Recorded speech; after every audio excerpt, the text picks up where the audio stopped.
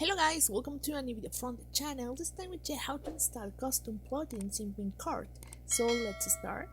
I'm not sure to use some steps that you can do it. So first you have to prescribe site.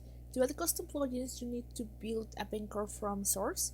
And if you haven't already done, first follow the install from source guide. So you can follow this link and then you can follow here installing Vencord, okay?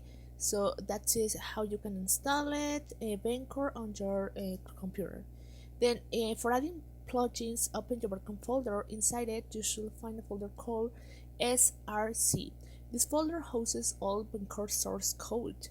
So if you don't have this folder, you have to not read the previous instruction, go back and first installing from source guide. So now you have to creating the user plugins folder. So all the official plugins are stored in plugins folder. However, unless you plan to submit your plugins, you should not put your plugin there as you will run into conflicts. So instead you will want to use user folder. This folder is reserved for custom plugins. So this folder won't exist yet, so you have to first create it and navigate to search folder.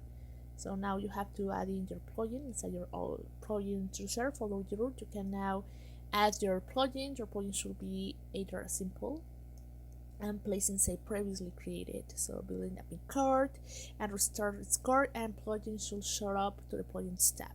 So that is how you can install custom plugins in Vencord. So guys, well, I hope this information helps you. If you want to follow these instructions, you can go to vencordocs.com and follow it carefully. So guys, thank you for watching this video. Remember to subscribe and give thumb up to this video.